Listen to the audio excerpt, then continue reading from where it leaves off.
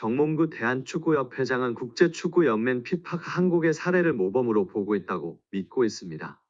하지만 대한축구협회는 지금껏 아시아에서 최고 협회상을 받은 적이 한 번도 없습니다. 29일 오후 8시 서울 경희대학교 평화의전당에서 2023 아시아 축구연맹 어워즈가 열렸는데요. 2023년 AFC 주관대회 및 국제대회 성적을 기준으로 하며 올해 초 펼쳐진 2023 카타르 아시안컵 역시 수상 기준에 포함되었습니다. 이번 시상식에서 한국은 올해의 남자 국제선수상의 손흥민이, 올해의 여자 감독상의 박윤정 감독이 수상의 영예를 안았습니다. 서령우, 배준호, 김혜리, 케이시 유진 페어 등도 수상을 노렸으나 아쉽게 다른 선수에게 영광을 내줬습니다. 대한축구협회도 이번 시상식에서 트로피를 들지 못했습니다. AFG는 각국 축구협회를 피파 랭킹을 기반으로 한 AFG 랭킹으로 구분해 플래티넘, 다이아몬드, 골드, 루비 부문으로 시상을 나눠하는데요.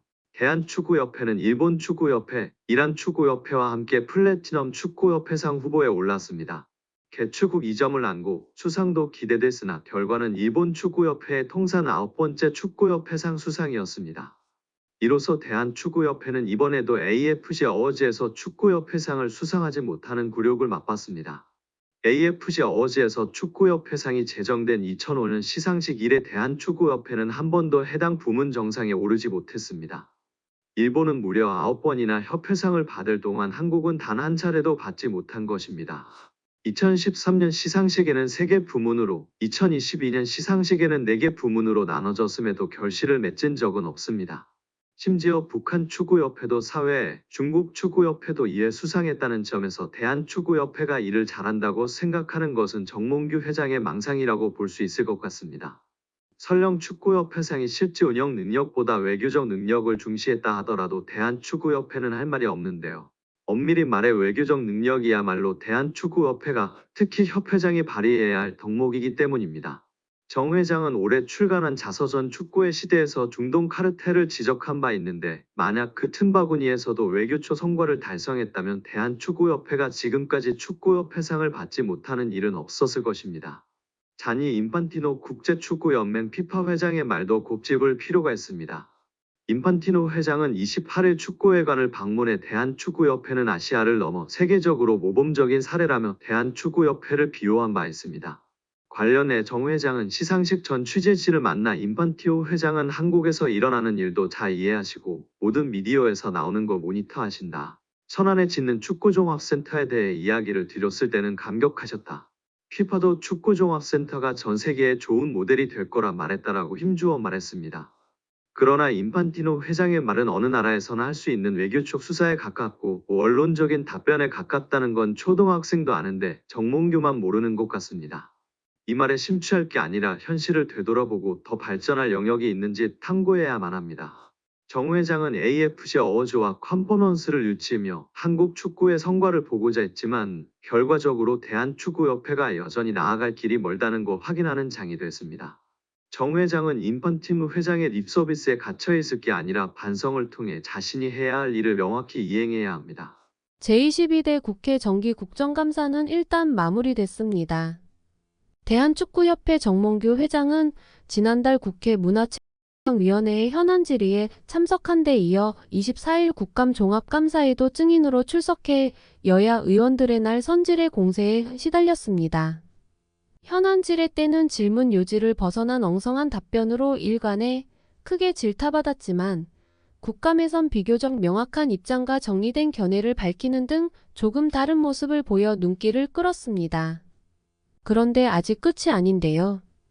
KFA에 대한 문화체육관광부 차원의 감사 최종 결과 발표가 기다리고 있습니다. 정확한 발표 일정은 잡히지 않았으나 애초 예정됐던 이달 30일은 지금으로선 어려워 보입니다. 유인촌 문체부 장관은 국감 당시 감사 결과 발표가 조금 미뤄질 수 있다고 밝혔습니다. 홍명보 국가대표팀 감독 선임 과정에서 불거진 공정성 논란이 한창 들끓던 7월 기초조사를 거쳐 실지 감사를 진행한 문체부는 감독 선임에 대한 조사 결과만 중간 발표 형태로 공개했습니다. 나머지 행정 난맥상에 대한 부분은 아직 밝히지 않았는데요. 문체부는 실지 감사는 거의 마무리됐으나 최종 단계인 정 회장과 면담이 마무리되면 시일을 정하겠다는 방침입니다. 29일 서울에서 개최될 예정인 아시아축구연맹 어워즈와 각급 산하위원회 컨퍼런스 일정도 고려됐습니다. AFC의 연례 행사 중 가장 큰 규모이자 한 해를 마무리하는 의미도 담은 터라 문체부가 굳이 이 행사를 망칠 필요는 없습니다. 최종 감사 결과에 대한 체육계의 전망은 분분한데요.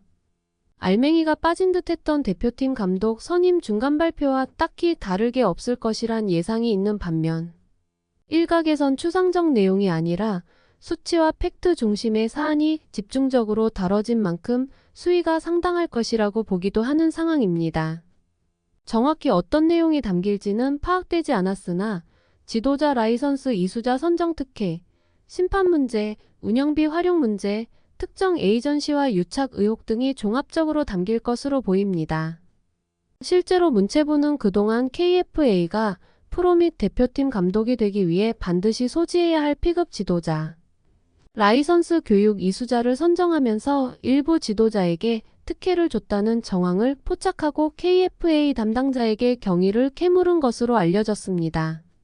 국회 문체위 국감과 함께 문체부 감사가 관심을 끄는 것은 정 회장의 사연임 도전 여부에 적잖은 영향을 주기 때문인데요. 대한체육회 스포츠공정위원회 심의를 통과해야만 내년 1월 KFA 차기 회장 선거에 후보로 등록할 수 있으나 우선 당면한 감사에서 뚜렷한 하자가 없어야 정 회장은 연임의 당위성을 호소할 수 있습니다.